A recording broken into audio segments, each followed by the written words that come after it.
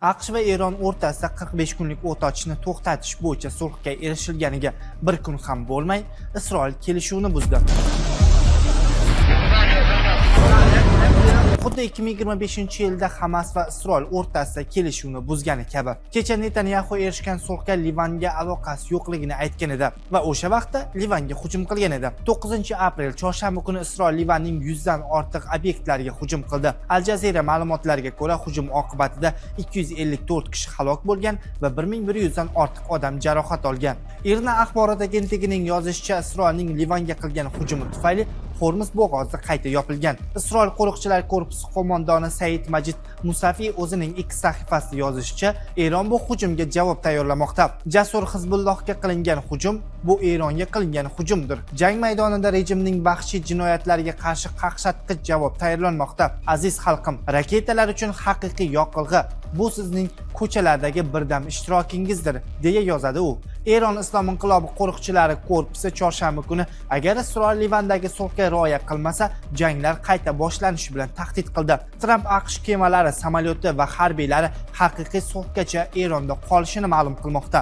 U AQSh hozircha o'z qo'shinlarini Yaqin Sharqdan olib chiqib ketishni rejalashtirilmayotganini ma'lum qildi. Bu haqida u bugun 9-aprel kuni o'zining Truth Social ijtimoiy tarmoqdagi sahifasida yozdi. Trampning so'zlariga ko'ra, barcha Amerika kemalari, samolyotlari va harbiy xizmatchilari, shuningdek allaqachon sezilarli darajada zaiflashgan dushmanni o'ta shiddatli ta'qib qilib va yo'q qilish uchun zarur bo'lgan qo'shimcha qurol-yarog', o'q-dorilar va boshqa barcha vositalar Eron hududida va unga yaqin davlatlarda Eron va AQSh haqiqiy kelishuv tuzgunga qadar qoladi. Agar bir sababga ko'ra bu amalga oshmasa, buning ehtimoli juda past bo'lsa-da, u holda oldingidan ko'ra keng ko'lamli va kuchliroq otishma boshlanadi. Allaqachon kelishib olingan va bunga zid bo'lgan barcha yolg'on ritorikalarga qaramay, hech qanday yadroviy qurol bo'lmaydi va Hormuz bo'g'ozi ochiq hamda xavfsiz bo'ladi, deya yozadi Tramp. Uning qo'shimcha qilishicha, hozirda Amerika armiyasi shay holatga keltirilgan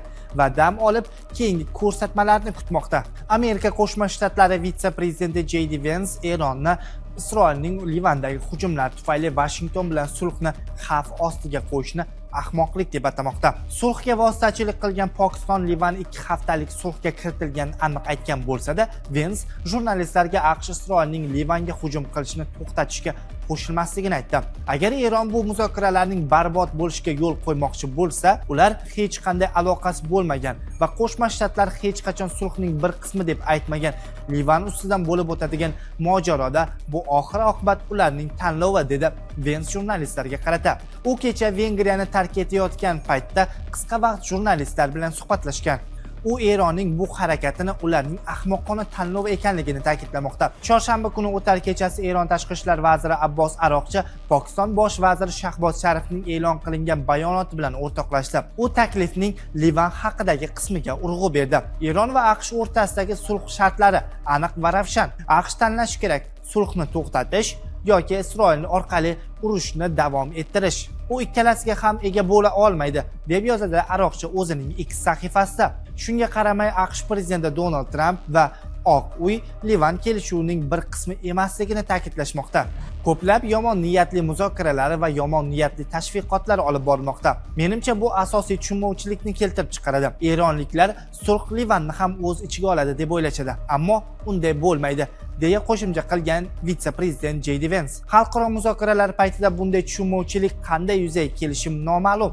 AQSh rasmiylari ham Pokiston bayonotida nima uchun Livan sulhining bir qismi sifatida ta'kidlanganini tushuntirmayaptilar. Isroil uzoq vaqtdan beri sulh kelishuvlari, jumladan 2024-yil noyabr oyida Livan bilan tuzilgan sulhni buzib keladi. O'shandan beri 15 oy davomida Isroilning Livanga hujumlari deyarli har kuni bo'lib o'tmoqda. Eron parlamenti raisi Muhammad Boqir G'olibov ikki sahifasida Isroilning Livanga zarbalari, dronlarning Eron havo hududiga bostirib kirishi va Eronning uranni boyitish huquqidan mahrum qilish sulhni buzish ekanligini yozdi. Fransiya prezidenti Emmanuel Macron o't ochishni to'xtatish, to'liq tarzda Livanni qamrab olish kerakligini aytmoqda.